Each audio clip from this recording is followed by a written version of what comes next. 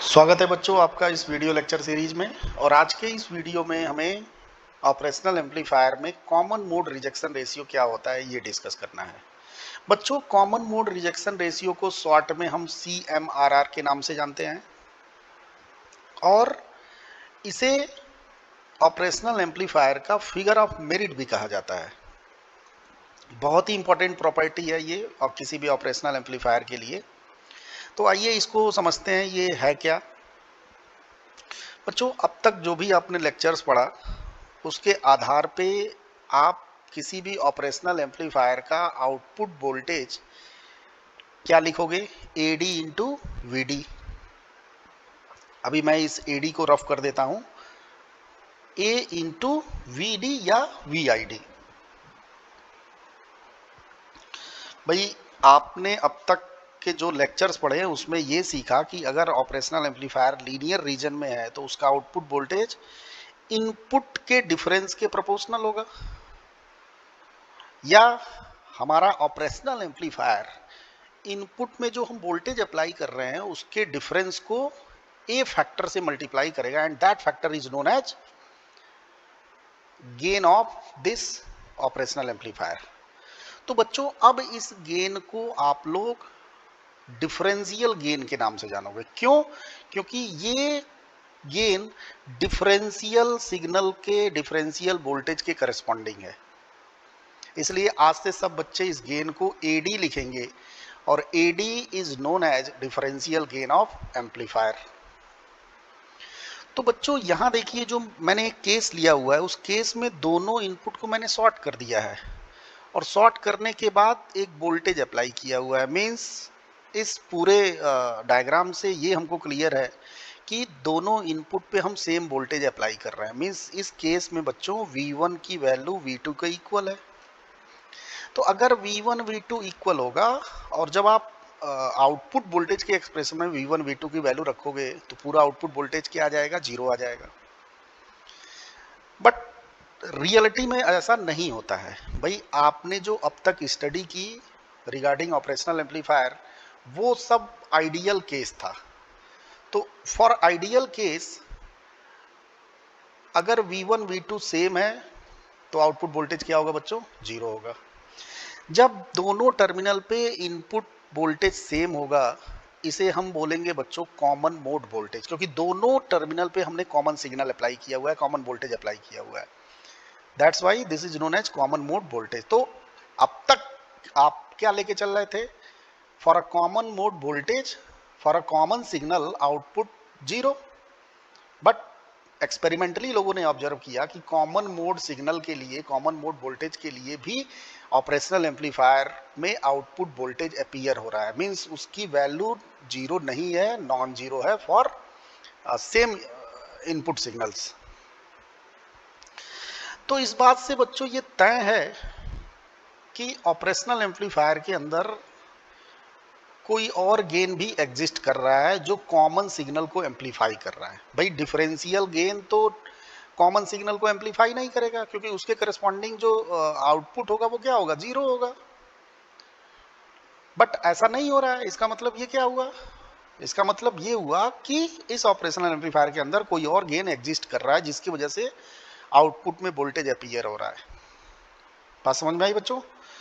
तो अब तक जो हम ऑपरेशनल एम्पलीफायर का आउटपुट वोल्टेज पढ़े वो हमने पढ़ा AD इंटू VD, जो कि बच्चों क्या था? आइडियल केस था। बट कॉमन मोड सिग्नल के लिए भी कुछ वोल्टेज अपीयर होगा क्योंकि ऑपरेशनल एम्पलीफायर में एक और गेन एग्जिस्ट कर रहा है। तो उस गेन के करस्पॉन्डिंग जो आउटपुट होगा वो कॉमन मोड सिग्नल के लिए ऑपरेशनल एम्पलीफायर का आउटपुट होगा। तो बच्चों, जो टोटल आउटपुट आएगा ऑपरेशनल एम्पलीफायर का वो अब तक AD इंटू VD तो आ रहा था जो कि आइडियल केस था, लेकिन अब उसके साथ एक और आउटपुट वोल्टेज का टर्म आएगा जो क्या होगा? कॉमन मोड गेन के करस्पॉन्डिंग आउटपुट वोल्टेज होगा और उसकी वैल्यू होगी AC इंटू VC या ACM into VCM, where ACM is the common mode gain. बात समझ में आई बच्चों? तो भाई, अगर आइडियल ऑप एम्प है तब उसमें कोई शक नहीं है कि output voltage AD into VD आएगा। बट प्रैक्टिकल ऑप एम्प के लिए जो टोटल वोल्टेज आएगा बच्चों वो AD इंटू VD तो आएगा ही, साथ ही साथ उसके साथ एक एडिशनल टर्म आएगा, और वो जो टर्म होगा वो आउटपुट वोल्टेज होगा due to common mode signal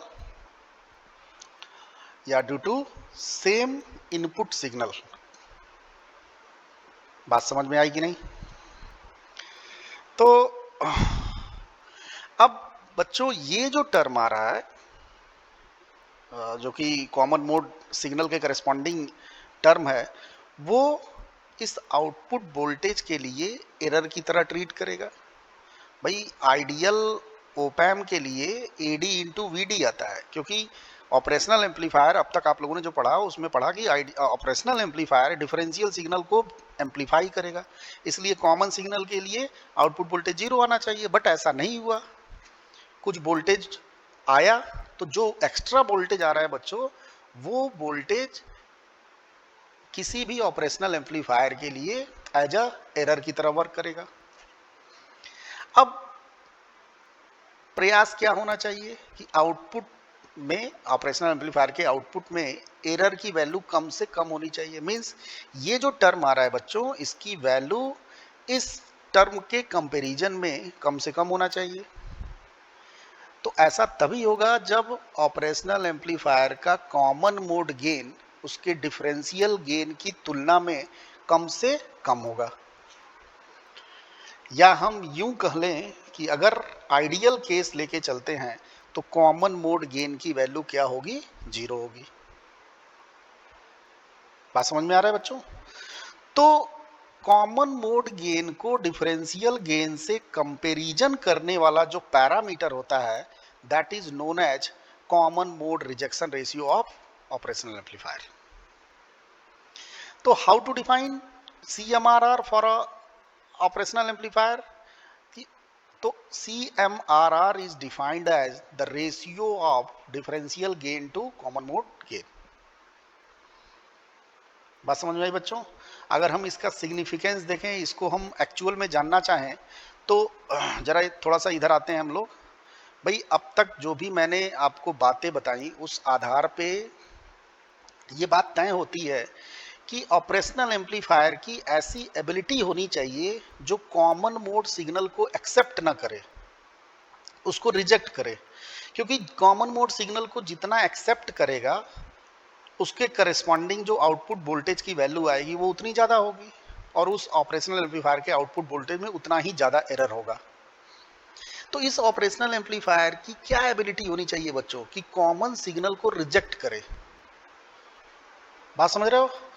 तो किसी भी ऑपरेशनल एम्पलीफायर की वो एबिलिटी जो कॉमन मोड सिग्नल को रिजेक्ट करती है, that ability is known as common mode rejection ratio of that operational amplifier. ठीक है, यहाँ पे देखिए मैंने लिख रखा है कि it is the ability of operational amplifier to reject the common mode signal, और इसको, इस एबिलिटी को हम कैलकुलेट करेंगे जिस पैरामीटर से, उस पैरामीटर का नाम होगा CMRR, और वो डिफाइंड होगा बच्चों डिफरेंशियल गेन और कॉमन मोड गेन का रेशियो। बात समझ में आई? तो अभी आपने ये ऑब्जर्व किया कि अगर आउटपुट में कम से कम एरर लाना है, मींस ऑपरेशनल एम्पलीफायर अच्छा हो, उसके लिए कॉमन मोड क्या होना चाहिए बच्चों? कॉमन मोड गेन क्या होना चाहिए? कम से कम।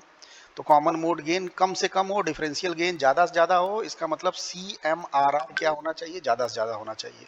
तो for a good operational amplifier, CMRR for that operational amplifier should be very very high। और अगर बात करें हम आइडियल ओपैम की, तो आइडियल ओपैम के लिए CMRR क्या होगा बच्चों? इनफाइनाइट होगा।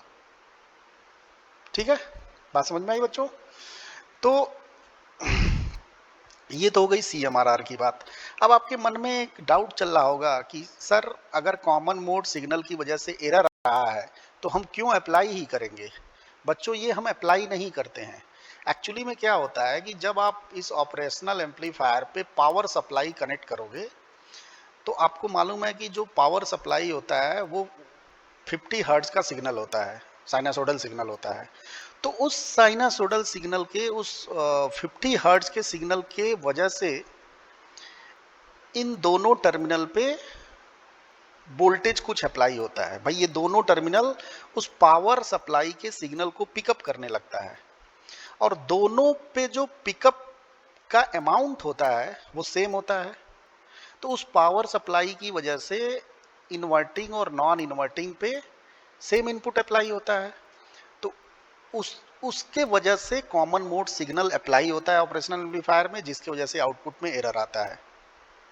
या अगर आप इस ऑपरेशनल एम्पलीफायर को किसी हाई इलेक्ट्रोमैग्नेटिक फील्ड रीजन में ऑपरेट कर रहे हो, तो बच्चों उस इलेक्ट्रोमैग्नेटिक वेव के रेडिएशन की वजह से उसके टर्मिनल, उस ऑपरेशनल एम्पलीफायर के जो दोनों टर्मिनल्स होते हैं वो रेडिएशन को पिकअप करने लगते हैं। तो भाई रेडिएशन जब पिकअप करेगा तो दोनों सेम अमाउंट से पिकअप करेगा। मींस जितना सिग्नल यहाँ पे आ रहा है इन्वर्टिंग टर्मिनल पे, उतना ही नॉन इन्वर्टिंग पे आ रहा है। इसका मतलब इस सिग्नल को आप क्या कहोगे? Common mode signal. तो हमारे न चाहते हुए भी ऑपरेशनल एम्पलीफायर के टर्मिनल्स पे कॉमन मोड सिग्नल अप्लाई हो जा रहा है, ड्यू टू पावर सप्लाई और due to high electromagnetic wave field reason.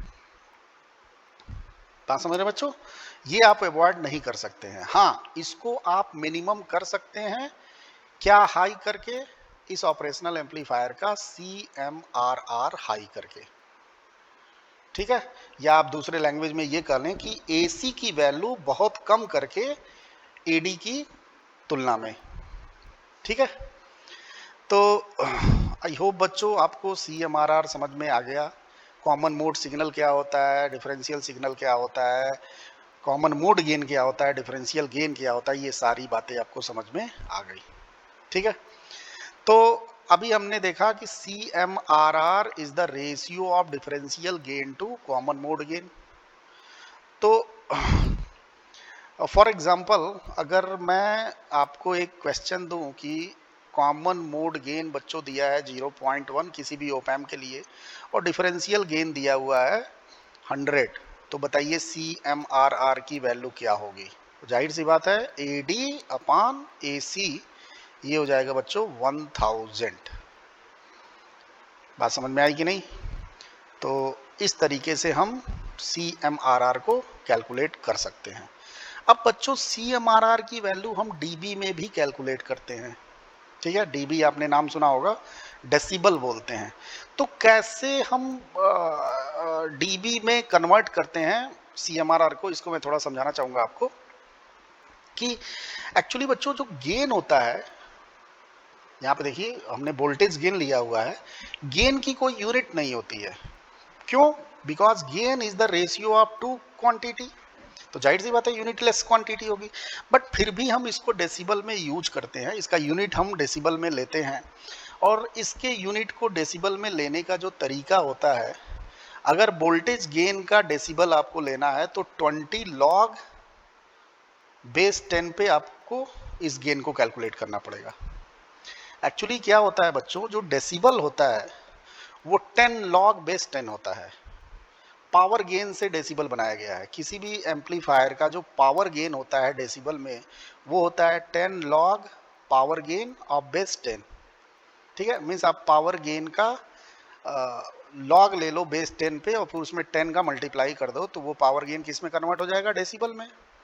But यहाँ जो हम डील कर रहे हैं वो वोल्टेज गेन के साथ डील कर रहे हैं, और सब बच्चे जानते हैं कि पावर का वोल्टेज के साथ क्या रिलेशन होता है, तो P proportional to V square, या अगर हम बात करें करंट के साथ क्या रिलेशन होता है, तो P proportional to I square.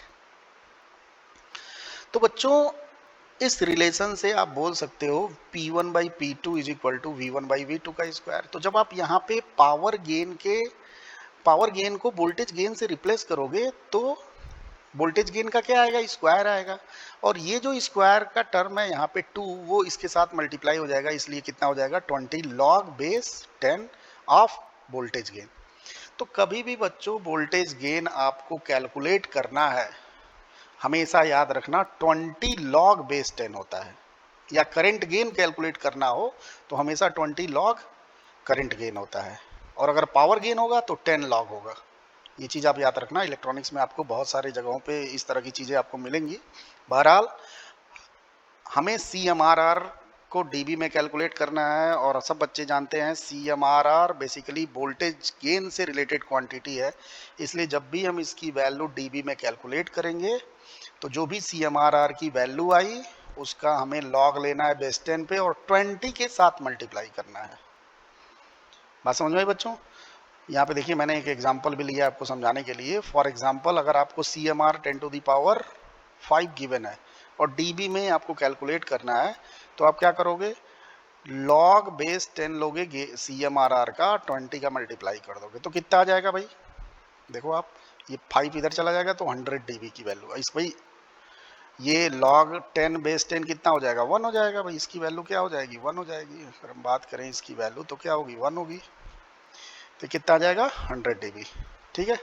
या इसका रिवर्स प्रोसेस करना हो कि आपको वैल्यू डीबी में गिवन हो, अगर आपको वैल्यू डीबी में गिवन हो और बिना डीबी के वैल्यू अगर पूछे तो आप क्या करोगे, CMRR की वैल्यू डीबी में लिखो 20 log CMRR, 20 40 को काटेगा 2 आएगा और फिर इसको लॉग को एक्सपोनेंशियल फॉर्म में चेंज करोगे बच्चों तो यहाँ से CMRR की वैल्यू 10⁻² आ जाएगी, मीन्स 100 आ जाएगा CMRR का वैल्यू। बात समझ में आई? तो आपको न्यूमेरिकल में गिवन होता है CMRR, तो कभी कभी डीबी में दे देता है या कभी कभी डीबी में पूछ लेता है, तो हम डीबी में कैसे कन्वर्ट करेंगे उसका कॉन्सेप्ट मैंने आपको बता दिया। बात समझ में आई? अब बारी है बच्चों ऑपरेशनल एम्पलीफायर के आउटपुट वोल्टेज को कॉमन मोड गेन और डिफरेंशियल गेन के टर्म में लिखने की। तो यहाँ पे देखिए मैंने एक प्रैक्टिकल ऑपरेशनल एम्पलीफायर लिया है। इस ऑपरेशनल एम्पलीफायर पे ऐसे मैंने ब्लॉक डायग्राम से आपको समझा रहा हूँ, 2 इनपुट वोल्टेज अप्लाई किया है। V1 को हम मान रहे हैं non inverting voltage, means V plus, और V1 को नॉन इन्वर्टिंग वोल्टेज और V2 को हम मानेंगे इन्वर्टिंग वोल्टेज। तो बच्चों किसी भी ऑपरेशनल एम्पलीफायर के लिए इन दोनों इनपुट्स के लिए आपको आउटपुट वोल्टेज लिखना है तो आप सुपर पोजिशन थियरम का यूज करके लिख सकते हो। सुपर पोजिशन थियरम ये बोलता है कि एक बार आउटपुट V2 के कारण कैलकुलेट कर लो, एक बार V1 के कारण कैलकुलेट कर लो और दोनों को सम कर दो। तो V1 के कारण जो ओपैम का आउटपुट होगा बच्चों वो क्या होगा, A1 into V1, where A1 is the gain corresponding to non inverting voltage, और V2 के कारण जो आउटपुट होगा वो होगा A2 into V2, where A2 is the gain of amplifier corresponding to inverting voltage. ठीक है, तो यहाँ पे देखिए मैंने लिख दिया है। अब बच्चों हमें इस आउटपुट वोल्टेज को इसके टर्म में लिखना है, AD और AC के टर्म में। तो उसके लिए सबसे पहले हमको डिफरेंशियल सिग्नल और कॉमन मोड सिग्नल क्या होता है ये सीखना पड़ेगा। तो डिफरेंशियल सिग्नल तो आप जानते ही हो कि दोनों इनपुट का डिफरेंशियल वोल्टेज होता है, डिफरेंशियल सिग्नल होता है। कॉमन मोड सिग्नल बच्चों अगर आपको निकालना है तो आप इन दोनों वोल्टेज का क्या कैलकुलेट कर लो, एवरेज कैलकुलेट कर लो। तो यहाँ से बच्चों इस एम्पलीफायर के लिए कॉमन मोड सिग्नल की वैल्यू क्या होगी, V1 प्लस V2/2। अब इन दोनों से आपको 2 इक्वेशन मिल जाएगा भाई, इन दोनों गेन से आपको 2 इक्वेशन मिल जाएगा और उस इक्वेशन की मदद से हम V1 V2 कैलकुलेट कर लेंगे। देखिए हमने V1 V2 की वैल्यू Vc और Vd के टर्म में कैलकुलेट कर लिया। आप इसको सॉल्व करके देखना, यही वैल्यू आएगी V1 V2 की। अब इस V1 V2 की वैल्यू हमें इस आउटपुट वोल्टेज में पुट कर देनी है, और इस आउटपुट वोल्टेज में पुट करने के बाद देखिए मैंने V1 और V2 की वैल्यू पुट की, और इस पुट करने के बाद इस आउटपुट वोल्टेज को इस फॉर्मेट में हमें कन्वर्ट करना है। तो जब इस फॉर्मेट में आप कन्वर्ट करोगे तो Vd वाले टर्म को इकट्ठा कर लो और Vc वाले टर्म को इकट्ठा कर लो। तो देखो मैंने क्या किया, Vd वाले टर्म को इकट्ठा कर लिया और Vc वाले टर्म को इकट्ठा कर लिया। Vd के करस्पॉन्डिंग जो गेन है that is known as common mode gain, sorry Vd के करस्पॉन्डिंग जो गेन है वो डिफरेंशियल गेन है, और Vc के करस्पॉन्डिंग जो गेन है वो कॉमन मोड गेन है। तो यहाँ से बच्चों हमें क्या मिल गया, AD और AC की वैल्यू। तो AD की वैल्यू क्या आ गई, A1 माइनस A2/2, और AC की वैल्यू आ गई A1 plus A2/2, sorry A1 plus A2। भाई देखो ना, यहाँ पे AD की वैल्यू क्या होगी, A1 माइनस A2/2, और AC की वैल्यू क्या होगी, A1 प्लस A2। तो किसी भी ऑपरेशनल एम्पलीफायर के लिए अगर हमें इन्वर्टिंग और नॉन इन्वर्टिंग गेन पता है, then we can calculate differential gain as well as common mode gain for that operational amplifier. इस बात को मैं आपको एक न्यूमेरिकल के माध्यम से समझाना चाहूँगा। यहाँ पे देखिए, यहाँ देखिए मैंने एक सर्किट लिया है, एक ऑपरेशनल एम्पलीफायर का सर्किट लिया है, और आपसे इस क्वेश्चन में बोल रहा है कि calculate the CMRR of this circuit. तो बच्चों CMRR क्या होता है, सब बच्चे जानते हैं, AD और AC का रेशियो होता है। तो सबसे पहले CMRR कैलकुलेट करने के लिए आपको AD और AC कैलकुलेट करना पड़ेगा। अब किसी भी ऑपरेशनल एम्पलीफायर के लिए AD और AC कैलकुलेट करना मैंने आपको सिखाया है। भाई AD अभी आप लोगों ने डेरिवेशन देखा, AD की वैल्यू आई A1 माइनस A2/2 और AC की वैल्यू आई A1 plus A2। A1 A2 क्या है बच्चों, A1 is the gain of operational amplifier corresponding to V1 and A2 is the gain of corresponding to V2। तो बच्चों V1 V2 के corresponding आप gain को कैलकुलेट कर लो, तो उसके लिए इस ऑपरेशनल एम्पलीफायर का आपको आउटपुट वोल्टेज निकालना पड़ेगा। अभी आपको नहीं समझ में आ रहा है, सबसे पहले तो आप इसका आउटपुट वोल्टेज निकालो, तब आपको समझ में आ जाएगा। तो इस एम्पलीफायर के लिए, सर्किट के लिए बच्चों आउटपुट वोल्टेज की वैल्यू क्या होगी, तो वही कॉन्सेप्ट हम यूज करेंगे, सुपरपोजिशन थ्योरम। सबसे पहले हम आउटपुट वोल्टेज निकालेंगे ड्यू टू V2। तो V1 को हम क्या कर देंगे, ग्राउंड कर देंगे, डीएक्टिवेट कर देंगे। तो जब ये डीएक्टिवेट हो गया तो पूरा एम्पलीफायर बच्चों इन्वर्टिंग एम्पलीफायर हो गया। अब इन्वर्टिंग एम्पलीफायर का आउटपुट वोल्टेज सब बच्चे जानते हैं, RF minus RF divided by R1 into VI। तो देखिए यहाँ RF की वैल्यू 90 है, R1 की वैल्यू 1 है और VI की वैल्यू V2 है। तो ये बच्चों इन्वर्टिंग का आउटपुट आ गया। अब नॉन इन्वर्टिंग के कारण जो आउटपुट आएगा, तो उसके लिए हमें इसको ग्राउंड करना पड़ेगा। तो पूरा एम्पलीफायर क्या बन जाएगा, नॉन इन्वर्टिंग एम्पलीफायर। और नॉन इन्वर्टिंग के लिए आउटपुट सब बच्चे जानते हैं 1 प्लस RF बाई R1। तो RF 90, R1 1 plus RF by R1 into VI, और VI बच्चों यहाँ पे क्या है, VX है। ऐसा आप लोगों ने न्यूमेरिकल में भी बहुत सारा किया हुआ है, तो इसमें बहुत ज़्यादा मैं डिस्कस नहीं करवाऊंगा। और Vx की वैल्यू बच्चों कैसे कैलकुलेट करोगे, तो सब बच्चे जानते हैं Vx की वैल्यू क्या हो जाएगी, 100 divided by 100 plus 1 into V1। अब ये पूरा आउटपुट वोल्टेज हमने V1 V2 के टर्म में कैलकुलेट कर लिया। अब बच्चों इस आउटपुट वोल्टेज के एक्सप्रेशन को इससे कंपेयर करा दो। तो देखो V1 के करस्पॉन्डिंग जो गेन आएगा वो क्या आएगा, A1 आएगा, और V2 के करस्पॉन्डिंग जो गेन आएगा बच्चों वो क्या आएगा, A2 आएगा। तो इस एक्सप्रेशन से हमें A2 मिल गया -90 और A1 मिल गया 9100 डिवाइडेड बाई 101। अब A1 A2 आपके पास पता है, तो क्या आप AD निकाल सकते हो, बिल्कुल निकाल सकते हैं सर। क्या आप AC निकाल सकते हो, हाँ सर बिल्कुल निकाल सकते हैं। और AD AC आ गया तो आप दोनों का रेशियो निकाल लो, आपको क्या पता चल जाएगा, CMRR। तो मैं कैलकुलेशन में टाइम पास नहीं करवाऊंगा आपको, तरीका आपको मैंने बता दिया। और इस तरीके पे आपको किसी भी ऑपरेशनल एम्पलीफायर सर्किट के लिए differential gain, common mode gain और CMRR को कैलकुलेट करना होगा।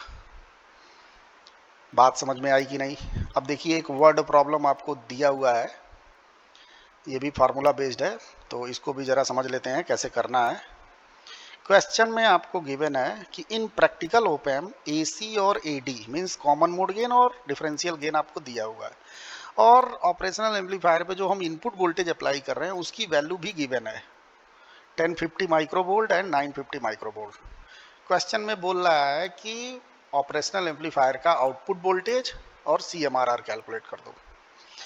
तो बच्चों ये जो एम्पलीफायर है वो प्रैक्टिकल एम्पलीफायर है, तो जाहिर सी बात है कि इसके आउटपुट में AD इंटू VT के अलावा एक एक्स्ट्रा टर्म आएगा जो कॉमन मोड गेन के करस्पॉन्डिंग होगा, और उसकी वैल्यू होगी AC इंटू VC। अब तक हम लोगों ने देखा ये चीज़। तो आउटपुट वोल्टेज की वैल्यू क्या होगी बच्चों, AD into VD plus 8C into VC। AD AC आपको गिवन है, VD VC आपको कैलकुलेट करना पड़ेगा। आपको V1 गिवन है बच्चों और V2 गिवन है, तो VD VC कैसे कैलकुलेट करोगे? VD क्या होगा? V1 माइनस V2, और VC क्या होगा? V1 प्लस V2 बाई 2 दोनों का एवरेज। तो देखिए हमने VD और VC की वैल्यू निकाली और इसको हमने आउटपुट वोल्टेज के एक्सप्रेशन में पुट कर दिया, तो आउटपुट वोल्टेज आ गया। और जब आप आउटपुट वोल्टेज कैलकुलेट कर लिए तो CMR कैलकुलेट करने में कोई दिक्कत नहीं होगी, क्योंकि AD AC आपको डायरेक्ट गिवन है, सीधे आप रेशियो निकालो, CMRR कैलकुलेट कर लो। तो देखो मैंने AD अपान AC करके CMRR की वैल्यू निकाल ली 1000। अगर आपको DB में निकालना है, क्वेश्चन में बोल रहा है कि नहीं भाई DB में निकालो CMRR, तो 20 लॉग जो गेन की वैल्यू आई वो कर देना। तो देखो ये 10 टू दी पावर 3 हो जाएगा, 3 यहाँ चला आएगा, 60 हो जाएगा, और लॉग बेस 10, 10 का क्या हो जाएगा 1 हो जाएगा। तो CMRR की वैल्यू बच्चों DB में कितनी हो जाएगी 60। बात समझ में आई कि नहीं? तो ये तो था बच्चों कुछ न्यूमेरिकल्स बेस्ड ऑन CMRR। अब जरा हम देखते हैं कि प्रैक्टिकल ओपैम्प के लिए इस आउटपुट वोल्टेज में, जो भी प्रैक्टिकल ओपैम्प का आउटपुट वोल्टेज आ रहा है, उसमें एरर कितना आ रहा है। ठीक, तो आइए उसको देखते हैं कैसे हम एरर को कैलकुलेट करेंगे। ये देखिए भाई, ऑपरेशनल एम्पलीफायर का जो आउटपुट वोल्टेज है वो AD into VD plus AC into VC है फॉर प्रैक्टिकल केस। तो अभी तक मैंने आपको बताया कि ये जो टर्म आ रहा है बच्चों, ये जो एक्स्ट्रा टर्म आ रहा है, यही एरर होता है। ठीक, तो हमें एरर पता चल गया AC इंटू VC। अब ये एरर इसके रिलेटिव, इसके रेस्पेक्ट में कितना है, मीन्स आपको कैलकुलेट करना है रिलेटिव एरर, या आप कह लो परसेंटेज एरर। तो परसेंटेज एरर बच्चों कैसे कैलकुलेट करते हैं? परसेंटेज एरर या रिलेटिव एरर कैलकुलेट करने का क्या तरीका है कि सबसे पहले हमें एरर कैलकुलेट करना पड़ेगा। तो एरर कैसे कैलकुलेट करोगे? एरर हमें पता है कि जो मेजर्ड वैल्यू होती है, measured value minus actual value divided by actual value, और परसेंटेज निकालना है तो आप 100 कर दो। तो जो मेजर्ड वैल्यू है, मीन्स प्रैक्टिकल वैल्यू जो है वो ये है भाई, प्रैक्टिकल में हमें आउटपुट वोल्टेज ये मिल रहा है। लेकिन जो एक्चुअल होता है, जो आइडियल वैल्यू होती है, वो AD इंटू VD होती है। बात समझ रहे हो? तो इसमें से आपको AD इंटू VD माइनस करोगे तो आपको क्या मिलेगा? AC into VC। तो देखिए यहाँ पे एरर रख दिया, और divided by actual value. Actual value का मतलब वैल्यू करस्पॉन्डिंग टू आइडियल। तो आइडियल के करस्पॉन्डिंग वोल्टेज क्या है? AD into VD। तो यहाँ पे देखिए रख दिया मैंने। बात समझ में आ रही है कि नहीं भाई? एरर निकाला, एरर की वैल्यू AC इंटू VC है, ये देखिए यहाँ पे रख दिया, और डिवाइडेड बाई जो हमारा एक्चुअल वैल्यू है, मीन्स जो वैल्यू करस्पॉन्डिंग टू आइडियल है उसके रिलेटिव कितना है, तो हमने उससे डिवाइड कर दिया इसको, और परसेंटेज निकालना है तो इंटू 100 कर दिया। अब यहाँ देखो बच्चों, AC इंटू AD आ रहा है। सब बच्चे जानते हैं कि CMRR की वैल्यू AD इंटू VC है। तो ये जो रेशियो है AC इंटू AD, भाई CMRR क्या होता है? AD अपान AC। यहाँ आ रहा है AC अपान AD। तो क्या आप इसको लिख सकते हो इनवर्स ऑफ CMRR? बिल्कुल लिख सकते हैं। तो देखिए इसको मैंने लिख दिया 1 अपान CMRR, और ये VC इंटू VD हो गया। अब यहाँ से देख लो बच्चों, जो एरर आ रहा है वो CMRR का इनवर्सली प्रोपोर्शनल आ रहा है। तो एरर को मिनिमाइज करने के लिए CMRR क्या लेना पड़ेगा बच्चों? ज़्यादा लेना पड़ेगा। और यही बात हम लोग शुरू से मैं कहते आ रहा हूँ कि for a good operational amplifier CMRR should be very very high, क्योंकि CMRR जितना हाई होगा, आउटपुट में जो एरर आ रहा है उतना ही क्या होगा बच्चों? कम होगा। बात समझ में आई? तो अगर आपको कभी न्यूमेरिकल में एरर कैलकुलेट करने के लिए बोल रहा है, एरर तो नहीं बोलेगा, रिलेटिव एरर बोलेगा कैलकुलेट करने के लिए, तो आप इस एक्सप्रेशन से रिलेटिव एरर कैलकुलेट कर सकते हो, या परसेंटेज एरर बोल लो, इससे आप कैलकुलेट कर सकते हो। बात समझ में आई बच्चों? तो आई होप आपको चीज़ें समझ में आ गई, और CMRR क्या होता है ये आपको अच्छे से समझ में आ गया। अब एक क्वेश्चन मैं आपको देता हूं, और आप खुद घर पे ट्राई करना, और उसके आंसर को आप कैलकुलेट करना। तो चलिए मैं इसके साथ एक PDF अटैच कर दूंगा इस लेक्चर के साथ, उसमें आप उस प्रॉब्लम को देख लेना। मैं बल्कि एक नहीं, मैं 2 प्रॉब्लम आपको दूंगा, तो आप उसको घर पे ट्राई करना। तो बच्चों ये तो था ऑपरेशनल एम्पलीफायर का CMRR, आया समझ में। और हमने इस लेक्चर में ये देखा कि ऑपरेशनल एम्पलीफायर का जो आउटपुट वोल्टेज रियल में आता है वो AD इंटू VD नहीं आता है, उसके साथ एक एडिशनल टर्म आता है, और वो additional term due to common mode gain of operational amplifier होता है। तो बच्चों इस लेक्चर के लिए बस इतना ही। अब इस ऑपरेशनल एम्पलीफायर में एक प्रॉपर्टी और बच गई, मींस ऑपरेशनल एम्पलीफायर के लिए एक और आखिरी लेक्चर बच गया, तो हम उसको अगले में कंटिन्यू करेंगे। चलिए, बहुत बहुत धन्यवाद आपका। जय हिंद, जय भारत।